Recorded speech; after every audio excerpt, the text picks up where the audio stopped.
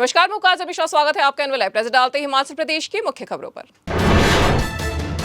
मैदानों में गर्मी बढ़ते ही भारी संख्या में सैलानियों ने हिमाचल के पर्यटन स्थलों का रुख करना कर दिया शुरू। वीकेंड पर हिमाचल पहुंचने वाले सैलानियों की संख्या में हुआ भारी इजाफा। शिमला, कुफरी, नारकंडा, मनाली, धर्मशाला, डलहौजी सैलानियों से हो गए हैं गुलजार। राजधानी शिमला में सैलानियों का लगा रहा तांता।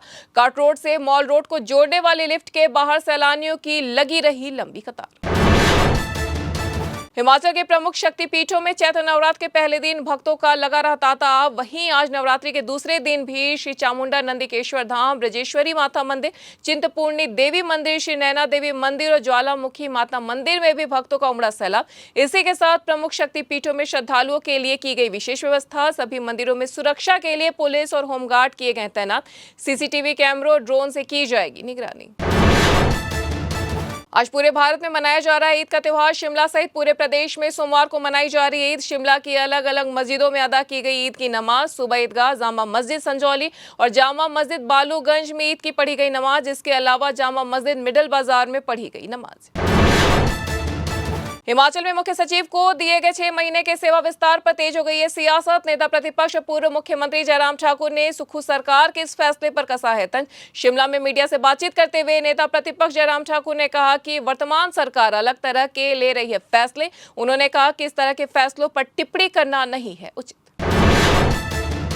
हिमाचल स्कूलों में शिक्षकों के सामान्य तबादलों पर जारी रहेगी रोक। सिर्फ युक्तिकरण और आवश्यक मामलों में ही तबादले पर किया जाएगा गौर। एक शिक्षक के सहारे चल रहे स्कूलों में नहीं होंगे तबादले। शहरी क्षेत्रों के स्कूलों में आपसी सहमति से ट्रांसफर वाले मामलों पर नहीं होगा विचार। स्कूलों में पढ़ाई का माहौल बनाए रखने के मद्देनजर शिक्षा विभाग ने मार्च के बाद भी सामान्य तबादले नहीं करने का लिया है फैसला।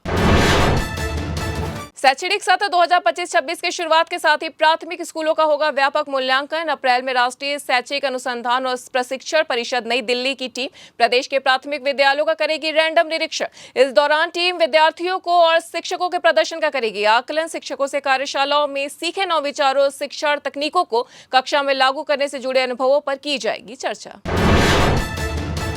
हिमाचल में बनी 38 समेत देश में 103 दवाएं मानकों पर नहीं उतरी हैं खरी। मार्च माह में जारी ड्रग अलर्ट में हुआ इसका खुलासा। इसमें सोलन की 24, सिरमौर की 13 एवं ऊना की 1 दवा कंपनी के सैंपल हुए हैं फेल। इन्हें भेजे जाएंगे नोटिस और बाजार से दवाओं का स्टॉक मंगवाया जाएगा वापस।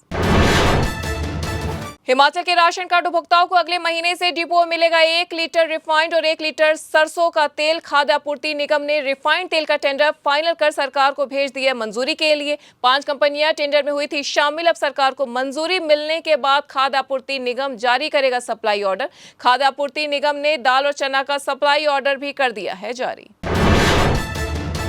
हिमाचल में बागवानी विकास में सहयोग के बाद विश्व बैंक अब किसानों की आय बढ़ाने में करेगा मदद। विश्व बैंक की टीम कंट्री हेड मिस्टर कौमे की अगुवाई में 2 अप्रैल को पहुंच रही है शिमला। 4 अप्रैल तक हिमाचल में रुकेगी टीम। इस दौरान कृषि, बागवानी और पशुपालन विभाग के अधिकारियों के साथ होगी बैठकें और होगा फील्ड विजिट भी। शिमला जिले के जुब्बल क्षेत्र में पुलिस ने एक तस्कर को किया है गिरफ्तार, जिसमें 3 किलो चरस हुई है बरामद। पुलिस को रोहड़ू डिटेक्शन सेल की टीम ने गुप्त सूचना पर स्नेल कूड़ू के पास की कार्रवाई। जानकारी के अनुसार प्रभाकर चौहान के रूप में हुई आरोपी की पहचान, जो उत्तराखंड का है रहने वाला। पुलिस ने तस्कर को 3 किलो चरस के साथ किया गिरफ्तार। पुलिस ने जाल बिछाकर दी दबिश और आरोपी को किया काबू। तो ये थी हिमाचल प्रदेश की अब तक की मुख्य खबरें। ऐसे तमाम खबरों से जुड़े रहने के लिए देखते रहिए एनएल लाइव।